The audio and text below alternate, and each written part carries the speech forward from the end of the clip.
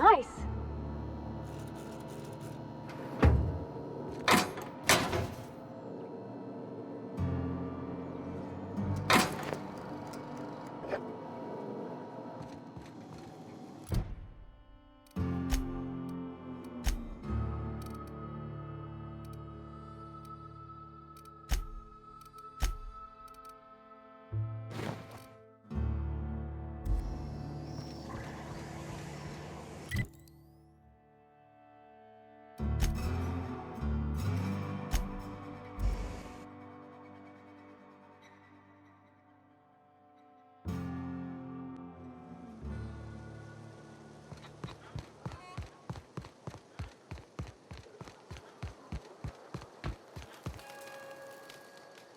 Any luck finding one of those manuals? No kidding! Really? Well, which one? Look at that! Building a computing machine out of Spectrum potatoes, a primer. I'm just glad it survived all these years. 2 whole data pads? Be still my beating heart. Oh, almost forgot your payment. Well, don't keep me in suspense. Ain't that just ironical? If I'd worked a little longer back at the cannery, I might have found this myself. That's a complete set. All 3 parts. I'm gonna be the greatest engineer Halcyon's ever seen. Aside from you, Ms. Parvati, I swear, I'll do you proud. I'm glad we could help, Thomas. I've been saving something for you. Just a little contraption I found. Should fit right into your outfit. Adelaide said that? Was she sober at the time? I never imagined she'd step foot in Edgewater long as Reed ran the town. Something must have changed in Edgewater. Adelaide's good as family. If she's going back, so are we.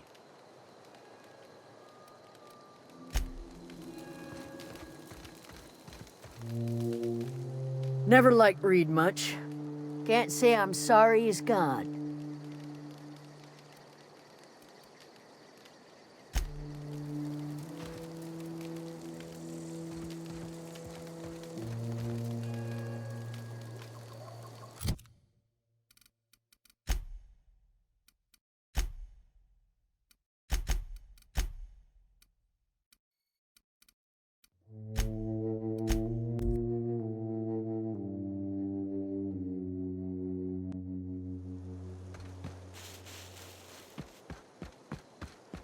Is this your ship? Oh my stars, she is just so handsome. Does she have a name yet? What's her drive model? Oh, gosh. Listen to me babbling. When I was in Edgewater, I dreamed of flying on a real ship, working on a real engine, belonging to a proper crew. I'm the only decent mechanic Edgewater's got, but every time I think of going back, I get this sinking feeling. Well, it's kind of you to say that. And you're right. I wasn't happy. I want to ask you something, and you can say no. But can I come with you? I could tend to your engine. I know my G-valves from my catalyzers, and I can keep your ship singing. And if you ever need a pair of eyes watching your back, I can do that too. What do you think?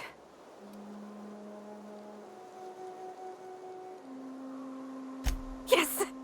I mean, thanks. You won't regret this, mister. Captain. I can call you Captain now. Ha! I got a captain.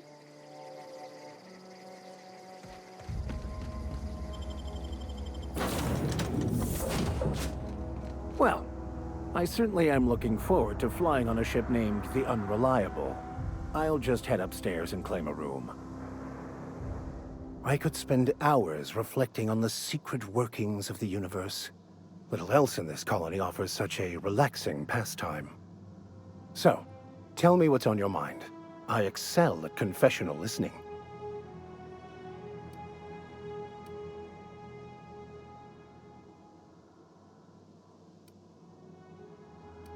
Nothing too out of the ordinary. Just your run-of-the-mill vicar with a violently enthusiastic disposition? That's what my parents called it. I grew up in a pit of a town much like Edgewater. I was destined to be a laborer like my parents, but I was infected early with a need to solve the equation. My passion didn't sit well with them. My parents, ironically. They internalized the precepts of scientism like no one I've ever known. They had a pure faith, a faith that brought joy to them regardless of the situation. I envied that. I wanted that peace. I thought if I became a vicar, I could find it. Or at the very least, find out why I lacked it. They thought I was fighting the plan, should have accepted my lot. Some people pursue the clergy for power, prestige, but that was not me. The simple version is this. The force which we call the Grand Architect created the universal equation that underlies and defines everything in the universe. Everything flows from the equation, or in layman's terms, the grand plan. Is the Grand Architect a consciousness? A natural force? Did it create the equation on purpose? The answers to these questions don't really matter. The equation, the plan, is all that matters. Contentment is found by accepting one's role in the plan. The plan is not one rigid path. There are a variety of multitudes contained within it. Our paths have variance, but we'll end up adhering to it, whether we like it or not. Some choices make the path smoother, some rougher.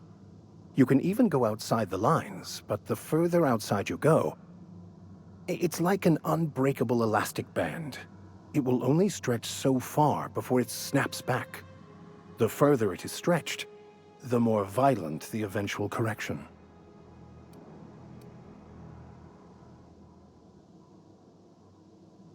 I have run headlong into too many walls in my pursuit of the truth. This book is my last hope, and you were my only hope of getting it translated.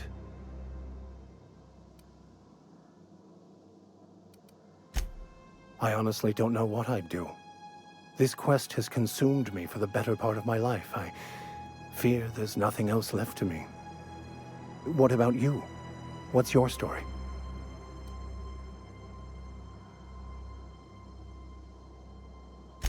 And how did he do that? Well, you do seem different than every other colonist. Let's pretend for the moment I believe you. What are you going to do now? That seems a dangerous proposition. Why risk your life now that it's been returned to you? A commendable attitude. Bakonu, the author, had some interesting theories about man's perception of reality that I thought could be applied to our attempts to decipher the plan.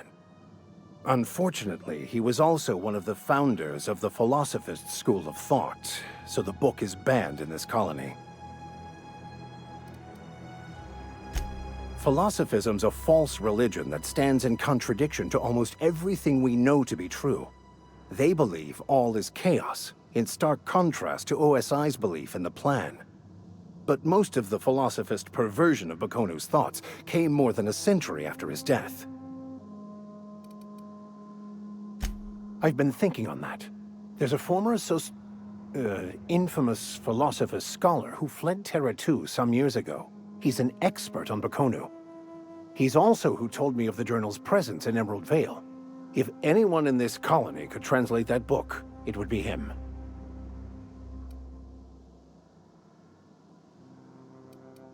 The only one I'm aware of. I suppose we could always just ask random passers-by if they are fluent in it.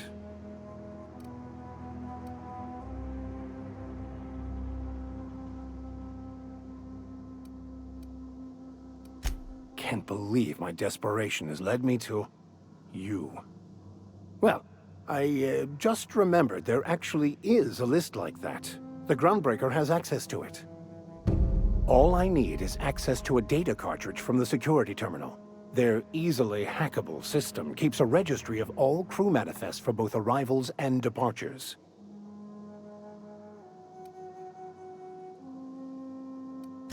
Before I transferred to Edgewater, I had a wealth of time to develop certain, secular skills during my years serving a particular penitentiary flock.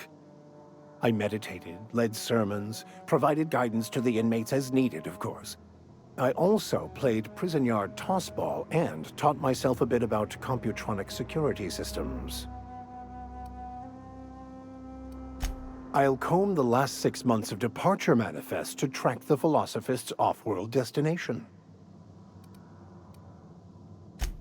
Thank you, Captain. Captain, I have detected that Edgewater's power supply is now optimal. I applaud your willingness to invest your time in the local community. What can I do for you, Captain? Do you know how to install a power regulator? Outstanding, Captain. Your aptitude for engineering will prove invaluable in the event of another catastrophic engine failure. Our engine room is located behind you, across the cargo bay, up the ladders.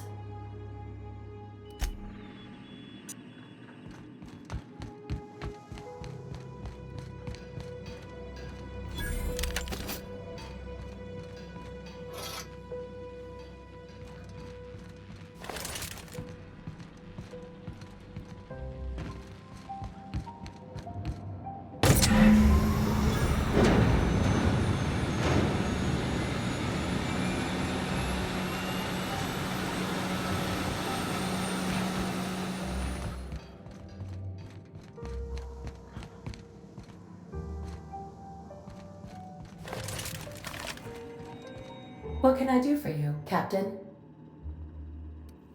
All systems are operating within acceptable parameters. I am prepared to bring the unreliable into low-altitude orbit. This should prove an adequate test of our flight capabilities.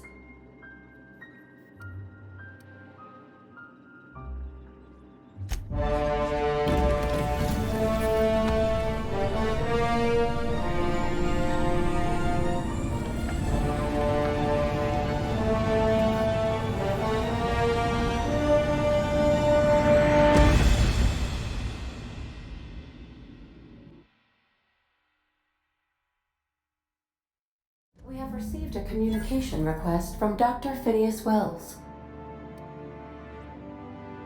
Aha, there you are. Hale and hearty, and captain of your own ship. I see you're putting the unreliable to good use. Shame about her former captain. Horrible way to die. How are you feeling, by the way? I lost track of you in that cave back there. Experiencing any, unnatural drippage? Perfectly normal side effect of thawing, I assure you.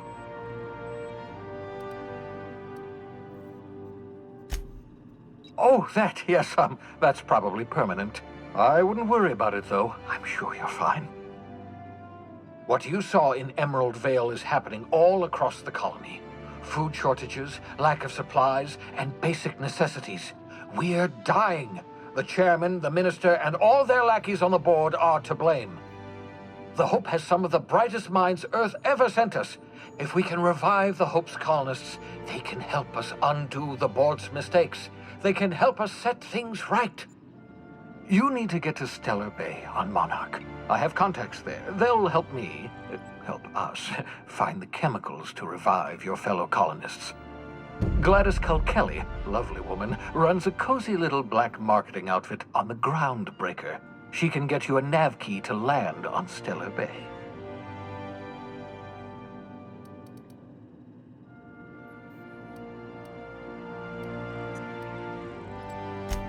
Strictly speaking, Monarch is a moon, terraformed badly, and almost completely lawless. You'll love it. Captains don't fly their own ships, you see. Your navigation terminal handles the, navigation. Think of a nav key as a set of flight instructions. The board's been confiscating nav keys for Stellar Bay, so we must rely on unconventional means of acquisition. Hence, Miss Gladys Culkelly.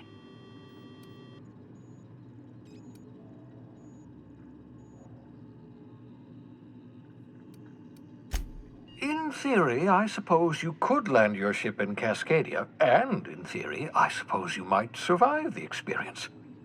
Cascadia is utterly seething with dangerous, highly aggressive creatures more than capable of tearing you limb from limb.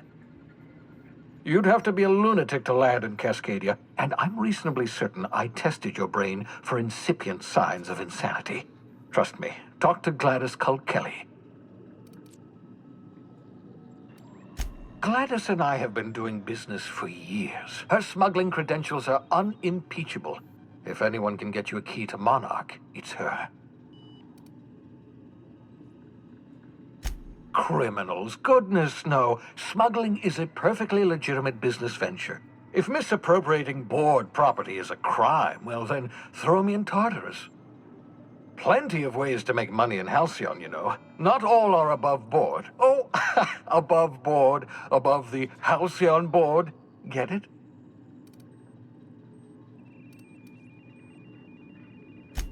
Ah, well, sophisticated humor, puns. Appreciation of puns is a sign of advanced intellect, you know. Excellent. I'll send her a wireless. Let her know you're coming. By the way, I gave Captain Hawthorne a disguise apparatus of my own design, cutting-edge technology years ahead of its time. I call it the holographic shroud. I'm sure it will prove remarkably useful to you. You'll find it in the captain's quarters. Marvelous device. I'm quite proud of myself. The shroud changes the user's appearance to mimic that of another. It has limits. First-generation technology, you see, but promising. Exciting to see it in use at last. Very simply, the holographic shroud uses biometric information contained on standard identity cartridges to generate a holographic projection around you. Only stands up to a casual scrutiny. Use it too long, bound to flicker, blur, something like that. Movement makes it more likely. Best used in moderation. When you see guards in your path you can't sneak past, for example. Maintain your distance. Act normal. No running, no jumping. Don't draw their attention. If they pay attention, they're more likely to notice flaws in the hologram. A change of clothes. What is this? Some old spy serial? What inattentive and brainless guard would be fooled by such a shabby disguise? The holographic shroud masks not only your clothes, but your face and fingerprints. It modulates your voice and sweetens your breath. Science, that's how. Ha ha ha ha! The beauty is they don't expect it. The shroud is the only one of its kind. We humans have a tendency to overlook the unexpected. Activate the disguise, walk past someone. What do they see? A figure dressed like a fellow employee. Don't act odd. They won't focus on you. Excellent. I'll contact you once you've found a way to get to Stellar Bay. If you have any questions, come see me in my lab. And remember, don't trust the board. They'll try to win you over with promises of wealth and power, but it's a lie. The board's only interested in filling their own pockets. If we don't put a stop to them, they're going to run this colony to the ground. Transmission ended. If you are ready to depart, please select a destination on your navigation terminal.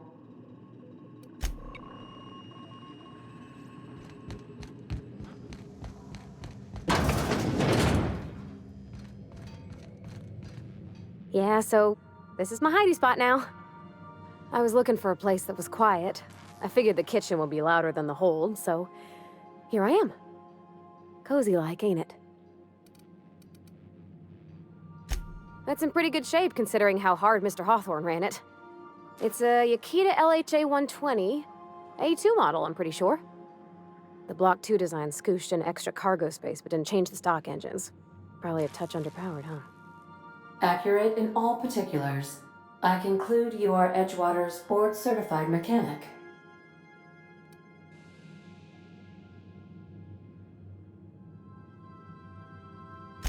So you're gonna call her it, not she? Though my voice is currently pitched to suggest female, I possess no gender. Any pronoun preferred by the user is acceptable.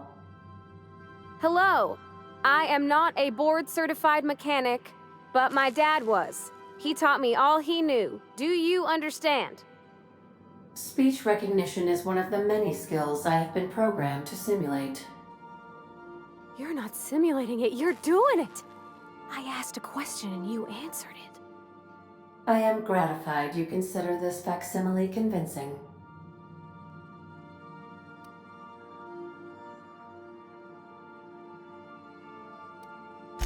I am at your disposal, Ms. Parvati. You will find the technical schematics in the engineer's locker, though I'm afraid Captain Hawthorne has lost the owner's manual. I don't see any holes in the hull.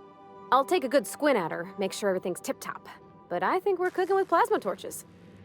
You can do that, you know. My dad taught me how to make grilled cheese sandwiches with a plasma torch.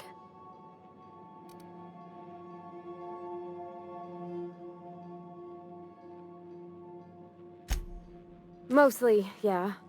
I lived in the maintenance office near all my life. Mr. Thompson never let me forget how funny that was.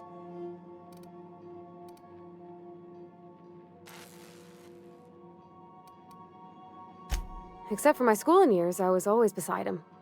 Or tied to him. He used to carry me about in a sling when I was real little. When I got older, he set me to sorting tools and parts while he worked. Later, he taught me simple fixes like busted crate latches. Not on the regular. Once in a great long while, a Saltuna boat would break down on the pad. He'd always bring me along for those. Mostly, he did the same as me. Kept Bess, the cannery, running. Turned loaders, plumbing and electricity, some plastering. I never got the hang of that. He meant funny as in odd. It's not normal for anyone to do as their parents. You take a vocational test. That decides your schooling and your career. When I tested out for maintenance, everyone figured it was on account of my dad. They were real unhappy with us.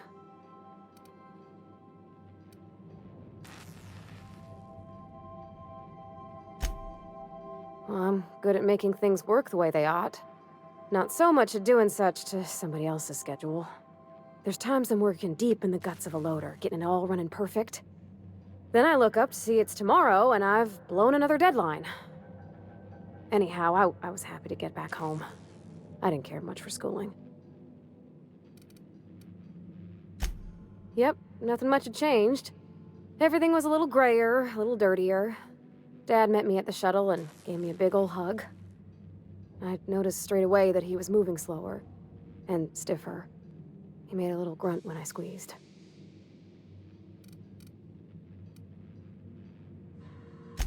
About a year. I tried to do more of the work so he could rest. His heart gave him pains. Dad never said that he loved me, you know? I knew on account of him showing it. How he'd stay up late to help with my projects or listen to my fretting. Oh gosh. Look at the time. Sorry to bend your ears so long. And I got so much to do before this ship's in decent shape.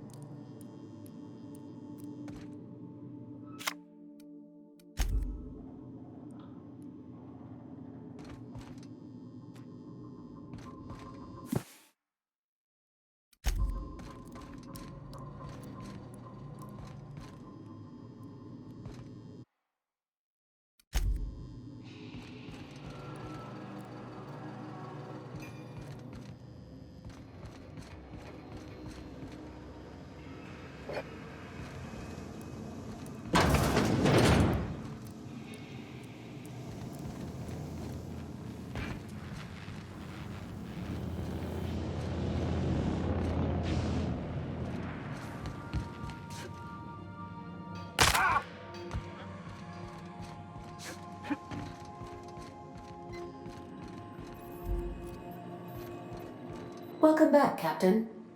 How can I be of assistance?